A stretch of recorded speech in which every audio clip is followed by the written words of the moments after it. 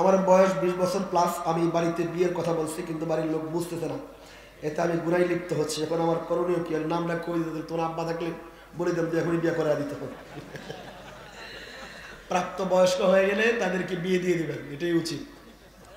এই ভালো কথা মনে করছে। কে কি বিয়ে করো না? একটু হাত তুলে দেখি। তারা বিয়ে করো নাই বলছে, এই জন্য মোহাব্বতের সাথে তুমি বলছো। নিশ্চিত আমার বয়সে ছোট হইবা, এই জন্য বললাম। আত্ম সবাই আত্ম দাঁড়াও দাঁড়াও দাঁড়াও। আরে চেহারা ভালো হলে শ্বশুররা তো পছন্দ করতে পারে, খারাপ? আরে দাঁড়াও দাঁড়াও দাঁড়াও দাঁড়াও দাঁড়াও দাঁড়াও, বিয়ে করো, সবাই দাঁড়াও, সবাই দাঁড়াও। এ তো কি সুন্দর সুন্দর চেহারা। আল্লাহ এই সুন্দর যুবকদেরকে আল্লাহ জান্নাতি হুরদের মতো বিবি নসিব করে দেন। বদদুয়া করছি নাকি? আল্লাহ তোমাদেরকে দুনিয়া আখিরাতে ইজ্জত এবং সম্মানের জীবন দান করেন। আজকে আমার সাথে একটা ওয়াদা করবা তোমরা, বলো আল্লাহ সাক্ষী। আল্লাহকে সাক্ষী রেখে, দুই কাদের দুই ফেরেশতাকে সাক্ষী রেখে, এই হাজারো জনতাকে সাক্ষী রেখা ওয়াদা করতেছি, বিয়ের সময় শ্বশুর বাড়ি থেকে 1 টাকার যৌতুক নেব না। মনে থাকবে? সত্যি মনে থাকবে? শ্বশুর বাড়ি থেকে যৌতুক নেওয়া মানে ভিক্ষা নেওয়া। যারা যৌতুক নেয় তাদেরকে বলি, রাস্তায় থালা নিয়ে বসে ভিক্ষা করো, তবু শ্বশুর বাড়ি থেকে ভিক্ষা চাইবা না। ঠিক আছে? ঠিক আছে। আমি আবারও দোয়া করি, আল্লাহ তোমাদেরকে জান্নাতি হুরদের মতো সুখী এরকম জান্নাতি নারী তোমাদের বিবি বানায় দেয়। মনে থাকবে? মনে থাকবে? এই ঘৃণ্য প্রথাকে বাদ দেন। ঘৃণ্য প্রথা, এটা নিকৃষ্ট প্রথা, নিকৃষ্ট প্রথা। দেখি আপনাদের ঘৃণ লাগে কিনা। গু খাওয়া যত খারাপ, পায়খানা খাওয়া যত নিকৃষ্ট, দেখি আরো কোনো খারাপ শব্দ আমার মুখ দিয়ে আসে না। শ্বশুর বাড়ি থেকে যৌতুক খাওয়া এর চেয়েও খারাপ। মনে থাকবে? মনে থাকবে? ঘৃণ লাগে, ঘৃণ লাগে, ঘৃণা আসে। আপনি এত ফকির, রাস্তা ভিক্ষা করেন, ছেলেকে দিয়ে ভিক্ষা করেন।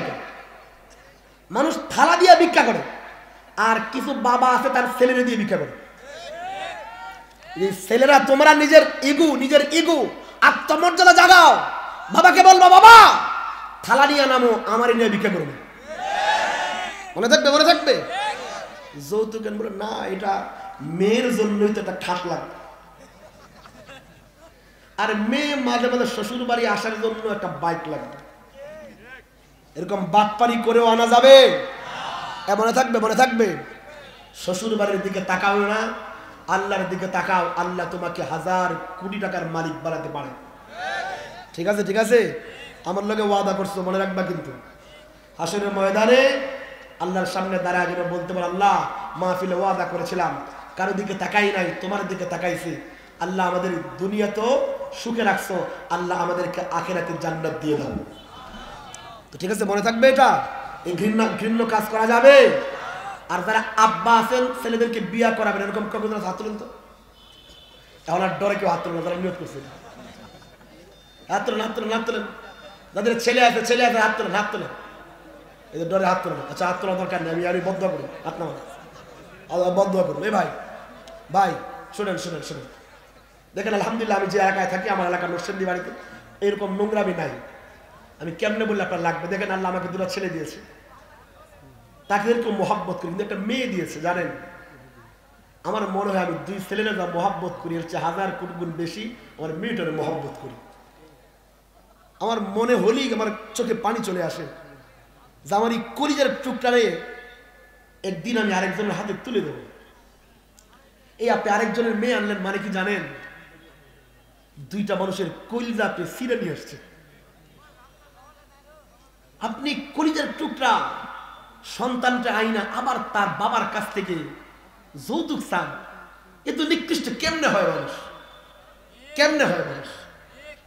যে মেয়েটা আপনার জন্য তার আব্বা ছেড়ে আসলো, আপনার জন্য তার আম্মাকে ছেড়ে আসছে, যে মেয়েটা আপনার জন্য নিজের বাড়ি ছাড়ছে, ঘর ছাড়ছে, নিজের জেলাও ছেড়ে দেয়, অনেকে তো নিজের মাতৃভূমিও ছেড়ে দেয়, সব ছাইরা আপনার ঘরে আসলো। এরকম কলিজার টুকরা একজন বাবা আপনাকে দিয়ে দিয়েছে, যাকে লালন পালন করে আম্মা বড় করে তুলছে, হাঁটা শিখাইছে, কথা শিখাইছে, নিজে বড় কইরা আপনাকে দিয়ে দিছে। আপনি ওই মায়ের কাছ থেকে আবার বাবার কাছ থেকে যৌতুক চান, আপনার তো কচু গাছে ফাঁস দিয়ে ভরে দেওয়া উচিত। এমন নিকৃষ্ট কাজ করবেন তো অমানুষের কাজ, অমানুষের কাজ। কেমনে চায় একটা সন্তানের, একটা মেয়ের বাবার কাছে সম্পদ? কেন গরিব বাবারা নিজের মেয়ে বিয়ের জন্য পেরেশান হয়ে থাকবে? এই যুবকদেরকে বলে, অনেক যুবকরা আসছো, তোমাদের হাত ধরে এই দেশে নতুন স্বাধীনতার সূর্য উদয় হয়েছে। আমি তোমাদেরকে অনুরোধ করে বলি, যুবকরা একসাথে হয়ে যাও, যা আমাদের এই এলাকায় কোনো যৌতুকওয়ালা বিয়ে আমরা হতে দেব না। রাজি আছেন ইনশাআল্লাহ? যুবকরা দাঁড়িয়ে যাও, যে এলাকার যত অবিবাহিত সন্তানের বাবারা আছে তাদের পাশে আমরা দাঁড়াবো। রাজি আছেন ইনশাআল্লাহ? তাদের বিবাহের জন্য ব্যবস্থা করে দেবা। আল্লাহ তাআলা তোমাদেরকে দুনিয়াতেও শান্তি রাখবে, আল্লাহ আখিরাতেও শান্তি রাখবে। রাজি আছেন ইনশাআল্লাহ? আল্লাহ তৌফিক দান করেন।